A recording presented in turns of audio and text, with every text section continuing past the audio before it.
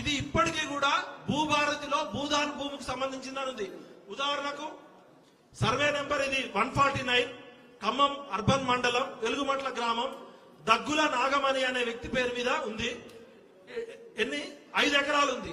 ఈ దగ్గుల నాగమణి అనే పేరు మీద భూదాన్ భూమి 5 ఎకరాలు ఉంటే కలెక్టర్ గారు ఏం మాట్లాడరు. అదేవిధంగా ఇట్లా మొత్తం చెప్పుకుంటా పోతే 31 ఎకరాలు. ఇంకొకరు ఎవరు, ఊటుకూరి జలజారాణి, ఈమె పేరు మీద ఎకరం బాగుంది. మరి వీళ్ళు సక్రమము, పేదల అక్రమమా? అదేవిధంగా చెలమల శెట్టి నళిని, ఈమె పేరు మీద ఎకరంన్నర ఉంది. అదేవిధంగా బోనాల అంబాప్రసాద్ ఎకరం ఉంది. వీళ్ళంతా ఎవరు? తుమ్మల నాగేశ్వరరావు బంధువుల, పొంగులేటి బంధువుల, రాజ్యాంగానికి అతీతమైన శక్తుల? బోనాల రామకృష్ణ 2 ఎకరాలు. ఇలా చెప్పుకుంటూ పోతే మొత్తం అన్ని రికార్డ్స్ తోటి ఇక్కడ రేవంత్ రెడ్డి ఫోటో ఉంది, ఇక్కడ పొంగులేటి ఫోటో ఉంది. మీ ప్రభుత్వం ఇచ్చిన డేటానే 62 ఎకరాలు భూదాన్లో ఉంది. ఈ 147, 148, 149 సర్వేలలో 30 ఎకరాలేమో పేదలు అన్యాయంగా ఆక్రమించుకున్నారని బుల్డోజర్లు పంపించినావు. మరి ఈ 30 ఎకరాల సంగతి ఏంటంటే, ఇక్కడ అసలు కథ ఏంటంటే, నేను కూడా ఖమ్మం జిల్లా, అక్కడ ఉన్న వాస్తవ పరిస్థితి ఏంటంటే 10 సంవత్సరాల క్రితం ఆ భూమి ఖమ్మం టౌన్ కి దూరంగా ఉంది. తొండలు గుడ్లు పెట్టని ఊరులాగా ఒక గుట్టలాగా ఉంది. అప్పుడు పేద ప్రజలు పాపం కరెంటు లేకుండా, నీళ్లు లేకుండా 8 సంవత్సరాల నుంచి ఉంటున్నారంటే అంతకన్నా పేదరికానికి అర్హత ఏంటి? ఈ రోజు కరెంటు లేకుండా ఎవరైనా ఉండగలరా? మొబైల్ ఫోన్ లేకుండా ఉండగలరా?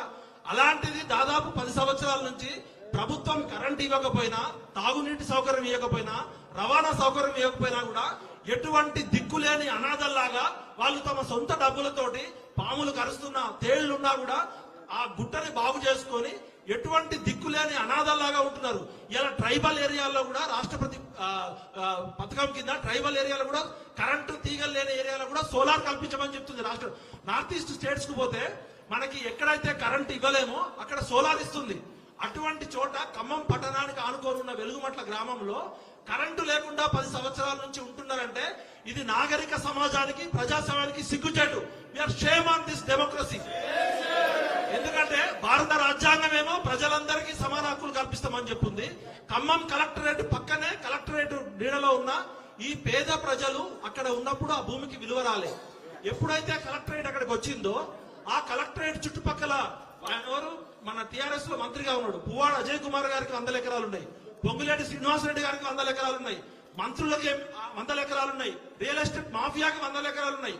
మరి ఈ 60 ఎకరాల మీద ఇప్పుడే ఎందుకు మీకు ప్రేమ వచ్చింది? 10 సంవత్సరాల నుంచి ఎందుకు ప్రేమ రాలేదంటే, ఇప్పుడు అక్కడ కలెక్టర్ అనుదీప్ దురిశెట్టి చెప్పినట్టే ఈ 30 ఎకరాల విలువ 250 కోట్లు.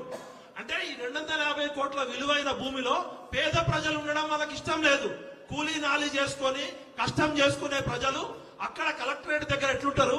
ఈ కూలీ నాలి చేసుకునేటోళ్ళు. అది ఖమ్మంకి ఇప్పుడు బంజారా హిల్స్ అంత కాస్ట్లీ అయింది. అక్కడ 100 నుంచి 150 ఎకరాలు ఒక మంత్రికి ఉంది, 100 నుంచి 150 ఎకరాలు ఒక పొలిటీషియన్ కి ఉంది. వాళ్ళ రియల్ ఎస్టేట్ భూములకి ధరలు వస్తాయి. ఇక్కడ ఎకరం 5 కోట్ల నుంచి 10 కోట్లు పలుకుతుంది. ఈ కూలీ నాలి చేసుకునేటోళ్ళు, పాసి పనులు చేసుకునేటోళ్ళు, పొద్దున్న లేస్తే హోటల్లో పనిచేసేటోళ్ళు ఇక్కడ ఉంటే, అంబానీ ఇంటి పక్కన స్లమ్ ఉంటే ఎట్లుంటది అన్నట్టు ఈ నడమంత్రపు సిరొచ్చిన ఈ పొంగులేటి శ్రీనివాసరెడ్డి, ఆ పువ్వాడ అజయ్ కుమార్, లేకపోతే ఈ తుమ్మల అనుచరులు ఈ పేద ప్రజలను అక్కడ నుంచి పంపించాలనే కుట్రతోటి అక్కడ ఈ రాక్షసులు బుల్డోజర్లు పంపించారు. అంటే పేద ప్రజలు అక్కడ ఉండడం అంటే మానవత్వానికి, నాగరిక సమాజానికి సిగ్గుచేటు. Mister Rahul Gandhi, we are demanding you immediately change this cabinet, otherwise we will start revolution Janji from Telangana only.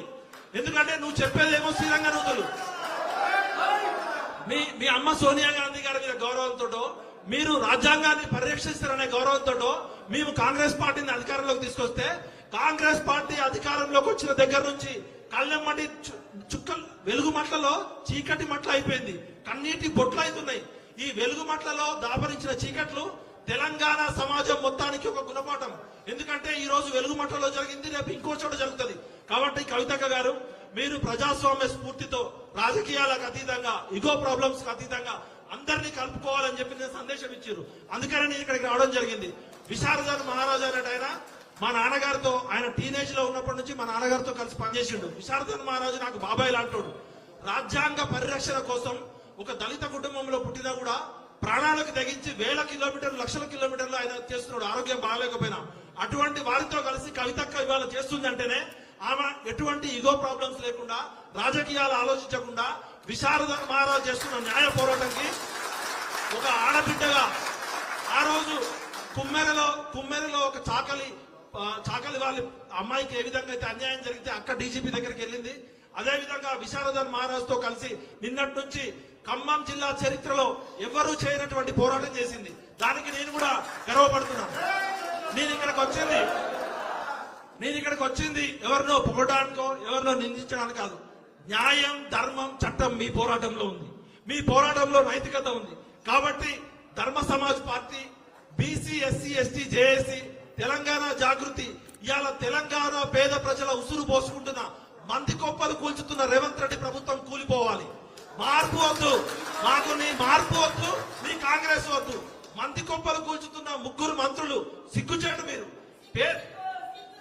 పేద ప్రజలకి భూమి దానం చేస్తే పాపం దిక్కులేని పేద ప్రజల దగ్గర మీరు వీరముష్టి అడుగుకుంటున్నారు. మీరు వీరముష్టి మంత్రులు ముగ్గురు పేరుకి ఒక్కొక్కరు సీనియర్లు. తుమ్మల నాగేశ్వరరావు అనుభవం, ఆయన నా వయసు 47 ఏళ్ళు. నీ పుట్టక ముందు నుంచే మంత్రి. టీడీపీలో ఆయనే మంత్రి, కాంగ్రెస్ లో ఆయనే మంత్రి, టీఆర్ఎస్ లో ఆయనే మంత్రి. రేపు పొద్దున ఇంకేదన్నా పార్టీ వస్తే ఆ పార్టీలో కూడా జాయిన్ అవుతారు. సిగ్గుండాలి తుమ్మల నాగేశ్వరరావు గారు. మీకు వయసు ఉంది కానీ కనీసం సోయలేదా నీకు? నువ్వు ఒక రైతు కుటుంబం నుంచి ఒక ట్రాక్టర్ డ్రైవర్ గా వచ్చినావు కదా, పరిపాలన అనుభవం ఉందని చెప్తున్నావు కదా.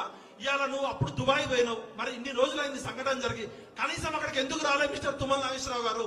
నీ మీద, నీ అనుచరుల మీద ఆరోపణలు వస్తుంటే ఇంతవరకు ఎందుకు మౌనవ్రతం అంటిస్తున్నావు అంటే, మౌనం కూడా కుమ్మక్కు కుట్ర. తుమ్మల నాగేశ్వరరావుకి కుట్రలో భాగం ఉంది కాబట్టి ఆయన మాట్లాడట్లేదు. అదేవిధంగా పొంగులేటి శ్రీనివాసరెడ్డి గారి జీవితం ఒక పాలు అమ్ముకునే వ్యక్తి నుంచి, ఒక చిన్న కాంట్రాక్టర్ నుంచి స్టార్ట్ అయింది. పాలు అమ్ముకునేట ఆయన 1000 కోట్లు సంపాదించవచ్చు, కానీ పేద ప్రజలకి నీడు లేక 100 గజాల స్థలం కోసం ఉంటే అక్కడ ఉండకూడదు. పువ్వాడ అజయ్ కుమార్ గారు, మీ అక్రమాలు మాకు తెలుసు. మీ ఖమ్మం జిల్లా బిడ్డ గుర్తు పెట్టుకోండి. మీ ముగ్గురు ఈ పేద ప్రజల ఉసురు తాగి, గరీబోళ్ళ ఉసురులో మీ గుండెల్లో గుణపాలు తెచ్చిన బిడ్డలారా ఏమనుకుంటున్నారు? ఇది ఒక కవితక్క పోరాటం కాదు, ఒక విశారదన పోరాటం కాదు. 4 కోట్ల తెలంగాణ పేద ప్రజల ఉసురు తల్లికుంటుపోతారు ఏమనుకుంటున్నారు? అది అక్కడికి పోతే కన్నీళ్లు దుఃఖమవుతున్నాయి. ఇలా వెలుగు మట్టి సాక్షిగా నేను చెప్తున్నాక మీరు చేసే పోరాటం ధర్మబద్ధం, న్యాయం.